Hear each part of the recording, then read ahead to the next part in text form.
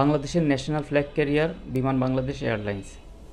বিমান বাংলাদেশ এয়ারলাইন্স প্রতিষ্ঠিত হয় ৪ জানুয়ারি ১৯৭২ সালে এবং প্রথম কমার্শিয়াল ফ্লাইট চালু করে একই বছর ৪ ফেব্রুয়ারিতে। ১৯৭২-এর পর থেকে এই ২০২৪ সাল পর্যন্ত প্রায় ৫২ বছরে বিমান বাংলাদেশ এয়ারলাইন্স ছোট বড় মিলে মোট ৯টি ঘটনা বা দুর্ঘটনার শিকার হয়, যার ভিতর মাত্র ২টা দুর্ঘটনায় প্রাণহানির ঘটনা ঘটেছিল। আজ বিমান বাংলাদেশ এয়ারলাইন্সের ১৯৭২ সাল থেকে ২০২৪ সাল পর্যন্ত ঘটা ৯টি দুর্ঘটনা সম্পর্কে আমরা আলোচনা করব। উল্লেখ্য যে এই ৯টা ঘটনা বা দুর্ঘটনাই বিমান বাংলাদেশ এয়ারলাইন্সের জন্য একমাত্র উল্লেখযোগ্য। খুব ছোটোখাটো কিছু ইনসিডেন্ট এই আলোচনার বাইরে রাখা হয়েছে। প্রথম দুর্ঘটনাটি ঘটে ১০ই ফেব্রুয়ারি ১৯৭২-এ তৎকালীন তেজগাঁও এয়ারপোর্ট থেকে কিছুটা দূরে। এটি ছিল প্রথম কমার্শিয়াল ফ্লাইট শুরু করার মাত্র ৬ দিন পরের ঘটনা। বিমানটি ছিল ডগলাস বা DC-3 মডেলের একটি ১৭ সিটের এয়ারক্রাফট, যেটা ছিল বিমান বাংলাদেশ এয়ারলাইন্সের প্রথম বিমান। তৎকালীন তেজগাঁও বিমানবন্দর থেকে একটি ট্রেনিং ফ্লাইট করার জন্য ৫ জন ক্রু সহ বিমানটি টেক অফ করার কিছুক্ষণ পরেই ক্র্যাশ করে। এতে ৫ জন ক্রুর সবাই নিহত হয়, যাদের ভিতর ছিল ২ জন পাইলট এবং ৩ জন ক্যাডেট পাইলট, এবং সেই সাথে DC-3 এয়ারক্রাফটটিও একেবারে ব্যবহারের অনুপযোগী হয়ে বাতিল হয়ে যায়। দ্বিতীয় দুর্ঘটনাটি ঘটে ১৮ নভেম্বর ১৯৭৯-তে সাভারের একটি খোলা কৃষি জমিতে। বিমানটি ছিল ফকার 27-200 মডেলের, registration Sierra 2 Alpha Bravo Golf. এই ঘটনার শুধু একটি ছবি পাওয়া গেছে। এটিও ছিল একটি ট্রেনিং ফ্লাইট এবং এতে ৪ জন ক্রু ছিল। ফ্লাইংয়ের এক পর্যায়ে প্রায় ৮,০০০ ফুট উপরে থাকা অবস্থায় স্টল টেস্ট করার পরে ইঞ্জিন যখন আবার রিস্টার্ট করার চেষ্টা করা হয়, তখন দুটি ইঞ্জিনই ফ্লেম আউট হয়ে যায় এবং বিমানটিকে পাইলটরা সাভারের একটি ফসলের মাঠে কোনো রকমে অবতরণ করাতে সক্ষম হন, যাতে করে বিমানের নোজ হুইল এবং রাইট ল্যান্ডিং গিয়ার পুরোপুরি ড্যামেজ হয়ে যায়। এই ঘটনায় ৪ জন আরোহীর সবাই সার্ভাইভ করেন, তবে বিমানটিকে পরে অপারেশনের অনুপযোগী হিসেবে ঘোষণা করা হয়। তৃতীয় দুর্ঘটনাটি ঘটে ৩রা এপ্রিল ১৯৮০ সালে সিঙ্গাপুরের তৎকালীন পায়া লেবার এয়ারপোর্টে। এই ক্ষেত্রে বিমানের মডেলটি ছিল বোয়িং 707-373C, যা একটি 4 ইঞ্জিন এয়ারক্রাফট এবং রেজিস্ট্রেশন ছিল সিয়েরা 2 আলফা ব্র্যাভো কুইবেক। দুর্ঘটনা কবলিত অবস্থায় বিমানটির কোনো ছবি পাওয়া যায়নি, তবে অন্য সময় তোলা বিমানের কিছু ছবি এখানে দেখানো হলো। বিমানটি ছিল ঢাকা সিঙ্গাপুর ঢাকা রুটের একটি শিডিউল ফ্লাইট, যেটাতে বিমানের ক্রু সহ মোট ৭৮ জন আরোহী ছিল। সিঙ্গাপুর থেকে ফিরতি ফ্লাইটে ঢাকা আসার সময় সিঙ্গাপুর এয়ারপোর্ট থেকে টেক অফ করার পরে প্রায় ১০০ ফিট উপরে ওঠার পরপরই বিমানটির ৪টি ইঞ্জিন ফ্লেম আউট হয়ে যায় এবং বিমানটি রানওয়ে থেকে ২০০০ ফুট দূরে আছড়ে পড়ে থেমে যায়। কোনো রকম বড় ইনজুরি ছাড়া সকল যাত্রী ও ক্রুরা নিরাপদে বিমান থেকে বের হয়ে আসতে সক্ষম হয়। এই দুর্ঘটনাতেও কোনো প্রাণহানির ঘটনা না ঘটলেও বিমানটি পুরোপুরি ফ্লাইং অনুপযোগী হয়ে যায় এবং অ্যাবন্ডন ঘোষণা করা হয়। চতুর্থ দুর্ঘটনাটি ঘটে ৫ই অগস্ট ১৯৮৪ সালে ঢাকা এয়ারপোর্ট সংলগ্ন এলাকাতে, যেটা ছিল খুবই হৃদয় বিদারক ও মর্মান্তিক। বিমানটির মডেল ছিল ফকার 27-600 সিরিজের, registration Sierra 2 Alpha Bravo Juliet. বিমানটি ছিল ঢাকা চট্টগ্রাম ঢাকা রুটের একটি ডোমেস্টিক শিডিউল ফ্লাইট, যেটাতে বিমানের ক্রু সহ মোট ৪৯ জন আরোহী ছিল।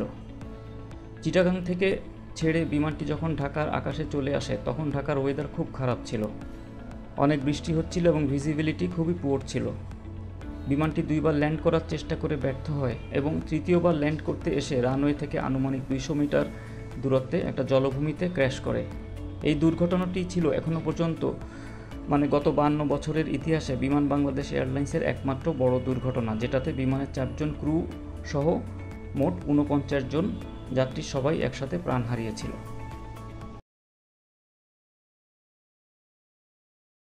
পঞ্চম দুর্ঘটনাটি ঘটে ২২শে ডিসেম্বর ১৯৯৭-এ সিলেট এয়ারপোর্ট সংলগ্ন এলাকায়।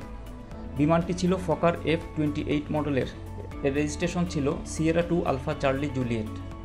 বিমানটি ছিল ঢাকা সিলেট ঢাকা রুটের একটি ডোমেস্টিক শিডিউল ফ্লাইট, যেটাতে বিমানের ক্রু সহ মোট ৮৯ জন আরোহী ছিল।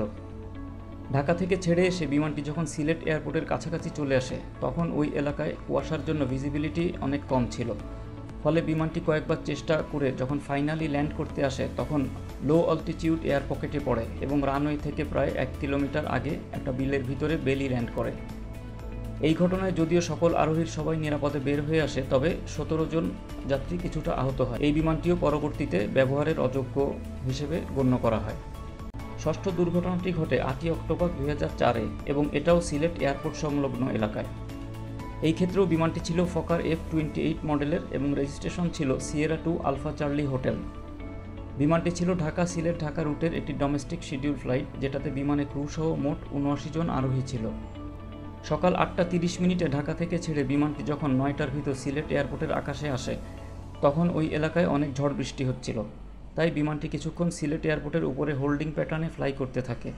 পরবর্তীতে বিমানটি যখন ল্যান্ড করতে আসে তখন রানওয়ে নির্দিষ্ট টাচডাউন জোন ক্রস করে বিমানটি প্রায় রানওয়ের মিডলে টাচডাউন করে এবং বৃষ্টির কারণে রানওয়ে ভেজা থাকার কারণে পাইলট ব্রেক অ্যাপ্লাই করলেও বিমানটি ওভাররান করে রানওয়ের শেষ মাথায় একটি খালের উপর উঁচু ভূমিতে নোজ ডাউন পজিশনে গিয়ে থামে। এই ঘটনায় কেউ নিহত না হলেও 30 জনের মতো যাত্রী কিছুটা আহত হয়, যার ভিতর পাইলটও ছিল। এই ক্ষেত্রেও বিমানটি ব্যবহারের অযোগ্য ও বাতিল বলে ঘোষণা করা হয়। সপ্তম দুর্ঘটনাটি ঘটে 1 জুলাই 2005-এ চট্টগ্রাম শাহ আমানত এয়ারপোর্টে। বিমানের মডেল ছিল DC-1030 এবং registration Sierra 2 Alpha Delta November. বিমানটি ছিল দুবাই চিটাগাং ঢাকা রুটের একটি শিডিউল ফ্লাইট, যেটাতে বিমানের ক্রু সহ মোট 216 জন আরোহী ছিল। দুবাই থেকে ছেড়ে এসে চিটাগাং ল্যান্ড করার সময় বিমানটির ডান পাশের ল্যান্ডিং গিয়ারে সামান্য প্রবলেম দেখা দেওয়ার জন্য বিমানটি রানওয়ে থেকে প্রায় 1500 ফিট ডান দিকে ছিটকে যায় এবং নরম মাটির উপরে এসে থামে।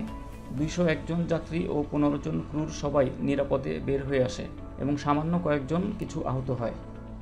এই ক্ষেত্রে DC-1030 মডেলের হোয়াইট বডির এই বিমানটিও পরবর্তীতে ব্যবহারের অযোগ্য হিসেবে বিবেচিত হয়।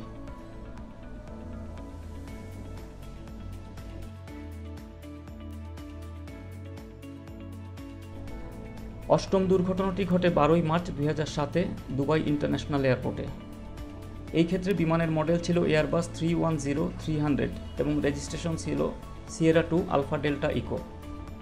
বিমানটি ছিল ঢাকা রুটের একটি শিডিউল ফ্লাইট, যেটাতে বিমানে ক্রু সহ মোট 236 জন আরোহী ছিল। দুবাই থেকে বিমানটি যখন টেক অফ করার জন্য রানওয়ে থেকে টেক অফ রোল শুরু করে তখন এক পর্যায়ে বিমানটির সামনের নোজ হুইলের টায়ার ব্রাস্ট হয় এবং পাইলট রিজেক্টেড টেক অফ করে একদম রানওয়ের শেষ প্রান্তে এসে বিমানটিকে থামাতে সক্ষম হন। এই ক্ষেত্রেও বিমানের সকল ক্রু সহ টোটাল 236 জন আরোহী সবাই নিরাপদে বের হয়ে আসে। এই ক্ষেত্রেও এয়ারবাসের এই বিমানটি পরবর্তীতে ব্যবহার অনুপযোগী হয়ে বাতিল বলে গণ্য করা হয়। নবম ও সর্বশেষ দুর্ঘটনাটি ঘটে 8 মে 2019 মায়ানমারের ইয়াঙ্গুন ইন্টারন্যাশনাল এয়ারপোর্টে। বিমানের মডেলটি ছিল বম্বারডিয়ার -8Q400 এবং রেজিস্ট্রেশন ছিল সিয়েরা 2 আলফা গলফ কুইবেক। বিমানটি ছিল ইয়াঙ্গুন ঢাকা রুটের একটি শিডিউল ফ্লাইট, যেটাতে বিমানে ক্রু সহ মোট 35 জন আরোহী ছিল। দুপুর 1:15-তে ঢাকা থেকে ছেড়ে ইয়াঙ্গুন এয়ারপোর্টে বিমানটি যখন ল্যান্ড করার জন্য প্রস্তুতি নেয় তখন সেখানকার ওয়েদার অনেক খারাপ ছিল, ঝড় বৃষ্টি হচ্ছিল। খারাপ ওয়েদারের ভিতর বিমানটি আনস্টেবলভাবে ল্যান্ড করে এবং পাইলটের ভুলে বিমানটি স্লিপারি রানওয়ে থেকে স্কিড করে পাশের খোলা জায়গায় গিয়ে থামে। এতে বিমানটি 3টি ভাগে ভেঙে যায়। 5 জন ক্রু ও 28 জন যাত্রী সবাই প্লেন থেকে বের হতে পারলেও প্রায় 20 জনের মতো ইনজুর্ড হয়। -8 মডেলের এই বিমানটি 3টি ভাগে ভেঙে যাওয়াতে এই বিমানটিও পুরোপুরি বাতিল হিসেবে গণ্য করা হয়। এটাই ছিল বিমানের 9টি বড় ধরনের ইনসিডেন্ট ও অ্যাক্সিডেন্ট। যত রকম কথাই প্রচলিত থাকুক না কেন, তুলনামূলকভাবে বিমান বাংলাদেশ এয়ারলাইন্সের অ্যাক্সিডেন্ট ও প্রাণহানির সংখ্যা অনেক কম, যেটির জন্য বিমান বাংলাদেশ এয়ারলাইন্সের মেইনটেন্যান্স ও ইঞ্জিনিয়ারিং ডিপার্টমেন্ট অবশ্যই প্রশংসার দাবি রাখে। বাংলাদেশ বিমান এয়ারলাইন্সে গত 52 বছরে কী কী মডেলের এয়ারক্রাফট ব্যবহার করা হয়েছে সেই সম্পর্কে পরবর্তীতে একটি নতুন ভিডিও বানানো হবে। ভিডিওটি যদি আপনাদের সবার ভালো লাগে তাহলে বিনীতভাবে অনুরোধ থাকলো পেজটি ফলো এবং লাইক করার জন্য। এতক্ষণ ধৈর্য ধরে শোনার জন্য আপনাদের সবাইকে অসংখ্য ধন্যবাদ।